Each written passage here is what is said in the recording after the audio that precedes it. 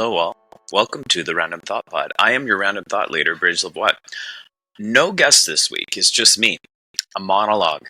I honestly don't know if I've heard a podcast episode where the podcaster says monologue in a monologue podcast. Kind of funny. Anyway, prior to my life falling apart with the divorce I'm in the midst of, I had thought about a book idea. I think it is called Theology that skips a couple of steps. Now, I'm still building that theology. Also, I will be tied up with school for the next year, but I feel I'm discovering something. The concept is that maybe the spirituality that I am moving toward still is essentially Christianity, but it's a little bit more expedient. I think that my conversations with Jonathan Foster and Thomas J. Oord on the Wax Museum and Thomas J. Oord on the Random Thought Pod as well have formed my view of God, along with Richard Rohr's Universal Christ, which is something we also ended up discussing on the Wax Museum podcast. But essentially, I believe that God is love and He has created every one of us in the image of love. I think that image of love is a higher self. It's a better version of who we are. It is the version of us that will work toward the flourishing of other living things. This version also works for the flourishing of ourselves. In this, we can love our neighbors as ourselves. But if we have no self-love, there is no love to give to others. This is where the internal family systems work that I've been doing with Marie has been so helpful.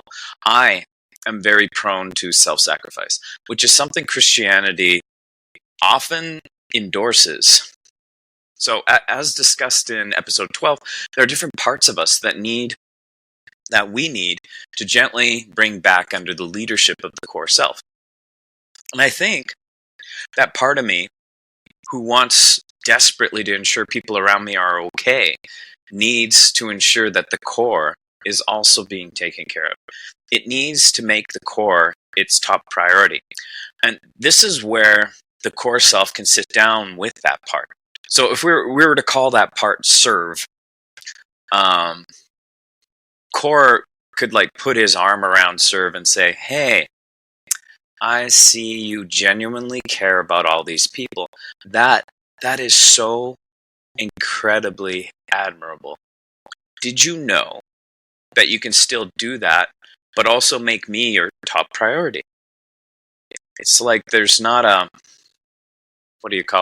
zero-sum game with this. You can actually take care of yourself and still be able to take care of others. It's almost like the whole airplane rule, put your mask on before you help others with their masks. But I think we actually need to take this further. I don't think we should be taking care of ourselves just because we need to be healthy enough to help others. I think we should take care of ourselves because we are worth taking care of. Self-love is such an important thing. I love my church, the Road, here in Calgary, Alberta. I remember Pastor Jackie was talking about Sabbath, and she said that the intention is not that we Sabbath or rest in order to have energy to do work throughout the week. That's such a capitalistic mindset to see it that way. The intention is actually to work through the week so that we can Sabbath. So, if we truly love self, we are not merely trying to repair ourselves with the intention of being used. We take care of ourselves because we are someone we actually love. It is so difficult to love someone you don't know. I have worked really hard as a dad to listen to my children. In listening to my children, I can understand how they see the world, and I can see how I can help them navigate it. Now, the loss of such an important relationship has put me in a position where I've needed to do much self-reflection. It is in the listening to myself that I can know myself and see how I can love myself. And there are multiple facets to this. Initially, I had to leave social media because of the temptation to be what people want me to be in those spaces. It can pull me away from my core self. It was wild to see how my brain wandered without that stimuli. And so what I decided to do is develop a tool I call my survival journal. When I had a thought, I would create a category for it. Some of it was a memory of a hurt. Some of it was a memory of a joy. The joys can also become hurts when you realize that they're part of what you lost when the relationship ended. So essentially, the journal is in my notes app, and I categorize thoughts under people, places, or things. Initially, I would just place the thought with the date.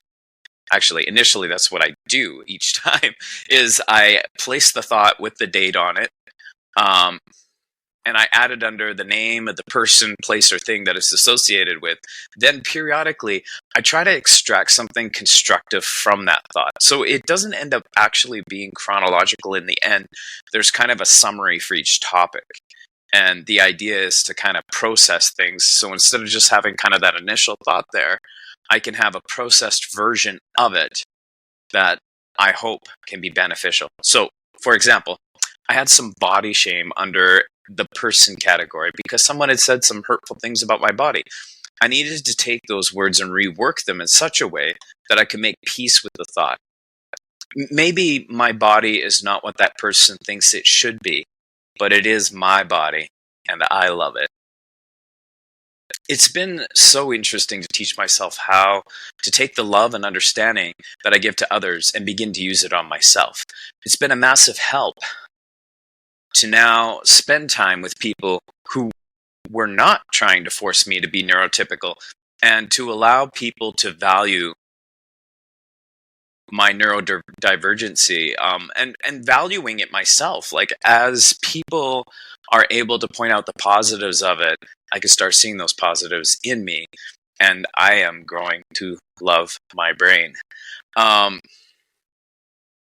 So never did I think a person could actually love all of me, but now I'm finding people who actually do love all of me, and that's making it easier for me to love all of me. It's funny, last Sunday at church, we were looking at the Pentecost passage in which it talked about being saved from this corrupt generation. I don't think it serves me well to merely see corrupt generation as people who do butt stuff, as so many Christian friends would see it. I think the corrupt generation is the one that attempts you to force the one that attempts to force you to fit their mold of whom they think you should be, as opposed to allowing you to be your true, divinely designed self. One of my favorite things to listen to during this season of my life, has been my Damon Albarn playlist. I've been a longtime fan of his band Blur. His band's most famous for Song 2 and Girls and Boys. Also, Damon's probably more famous for his band The Gorillaz. But anyways, back to Blur.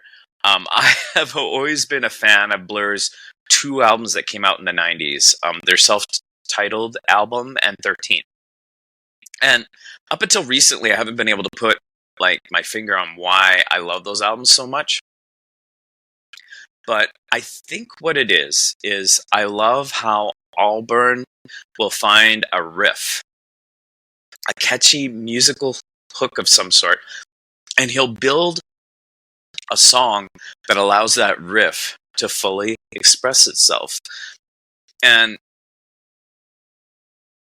I am finding that the riff that is me,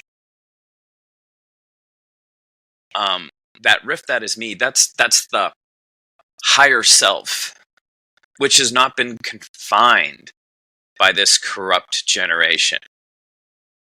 And for that, I'm grateful. I'm finding my riff, and I'm allowing it to be expressed. And I can do that unabashedly as I spend more time, Sabbathing with myself and spending time with people who love the whole me.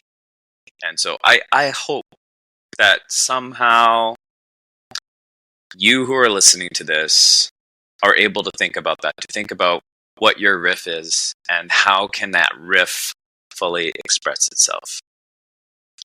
We'll be back in a couple of weeks with another person. It won't be a monologue next time around, but have a good week, friends.